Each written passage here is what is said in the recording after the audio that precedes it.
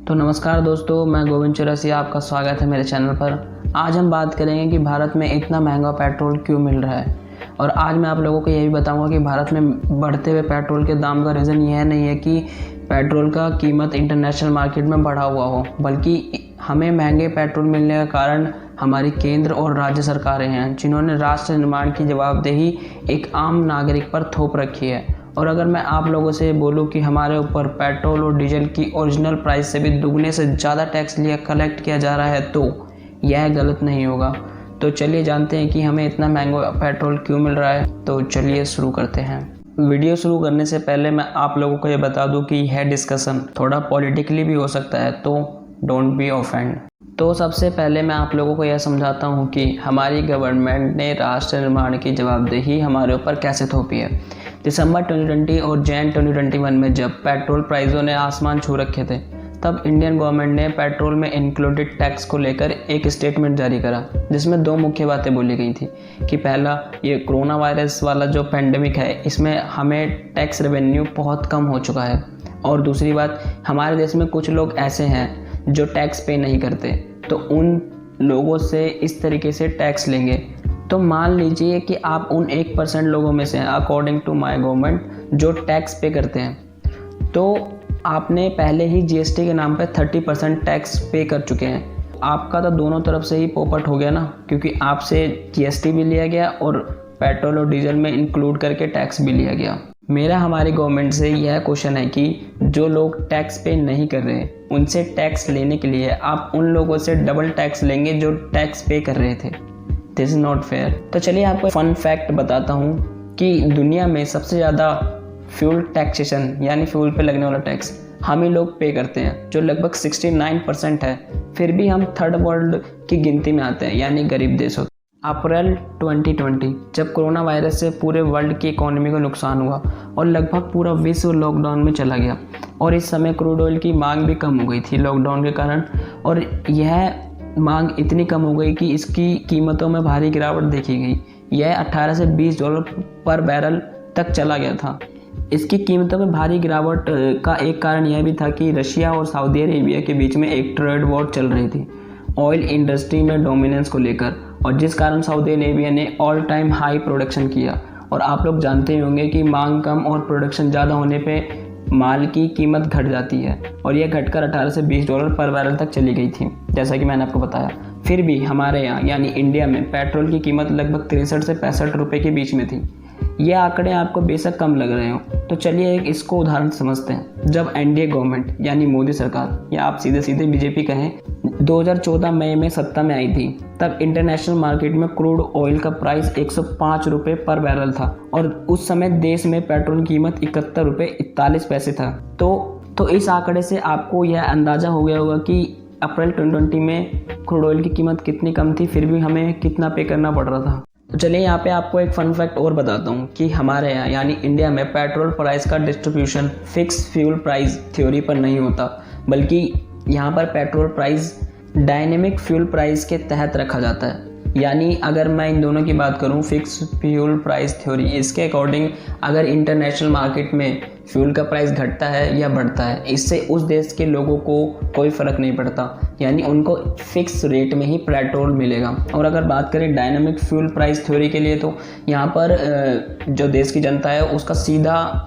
Impact पड़ता है international market में तेल के दाम घटने और बढ़ने से। तो यहाँ पर आपको एक बात और पता होनी चाहिए कि हमारी गवर्नमेंट हमें प्योर पेट्रोल नहीं प्रोवाइड कराती, बल्कि इस पेट्रोल में 10% एथेनॉल मिलता है, और इसकी शुरुआत होती है 2017 में, यानी मोदी सरकार के बीच में।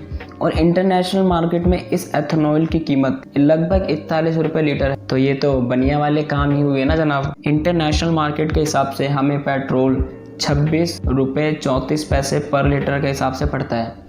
और आपको पता होगा कि भारत अपना ज़रूरत का 80 से 85% पेट्रोल इंपोर्ट करता है और इस इंपोर्ट करते समय ट्रांसपोर्ट पर खर्च जो आता है वो होता है 0.36 रुपये। फिर यह डीलर तक पहुंचते पहुंचते 29 रुपये 71 पैसे तक पहुंच जाता है और इसमें डीलर का 3.69 रुपये का कमीशन भी इंक्लूड होता है।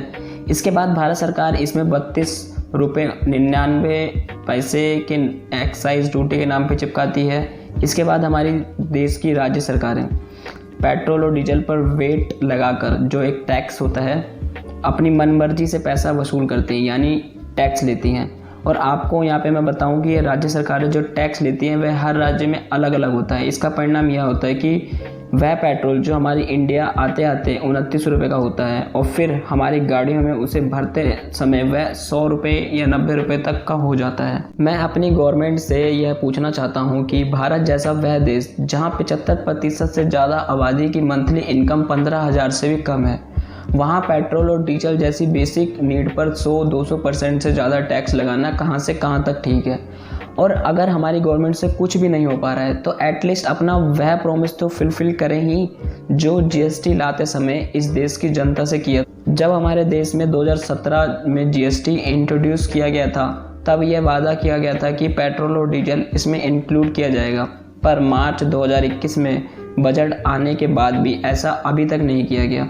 और अगर पेट्रोल डीजल जीएसटी के अंदर आ जाते हैं तो हमें इस पर लगभग 50% की राहत मिलेगी। इसीलिए हमारी केंद्र और राज्य इसे जीएसटी के अंदर लाना नहीं चाहती। आप लोगों ने वह कहावत तो सुनी होगी कि चोर चोर मुसेरे भाई।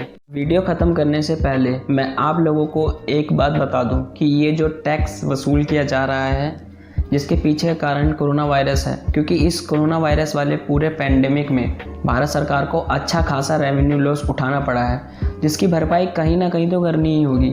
सो पेट्रोल और डीजल सबसे इजी वे है टैक्स वसूलने का, जहां सिक्योरिटी के साथ टैक्स भी आ जाता है, जिसके कारण हमारी केंद्र और राज्य सरकारें मन मर्जी तरीके से टैक्स वसूल कर रही हैं। और अगर फिगर्स यानी डाटा की बात करें तो जहां साल 2014-15 में सरकार पेट्रोल और डीजल पर लगने वाले टैक्स के कारण लगभग 1,72,000 करोड़ रेवेन्यू कलेक्ट करती थी, वहीं अब 2019-20 में भारत सरकार का ये रेवेन्यू बढ़कर लगभग 3,34,000 करोड़ हो चुका है। और अगर इसी टाइम ड्यूरेशन में राज्य सरकार की बात करें तो उनका रेवेन्यू लगभग 1,60,000 करोड़ से बढ़कर 2,21,000 करोड़ हो चुका है। आप लोगों को यह भी पता होना चाहिए कि 2014 से पहले जब कांग्रेस सत्ता में थी तब 100% पेट्रोल कंपोनेंट में से 49% कंपोनेंट पेट्रोल की कीमत का होता था, यानी हिस्सा, और बाकी टैक्स का होता था। 2014 में एनडीए गवर्नमेंट आने के बाद यानी मोदी सरकार के बाद से इस डायग्राम में टैक्स बढ़कर 65% हो चुका है और पेट्रोल केवल 35% रह चुका है।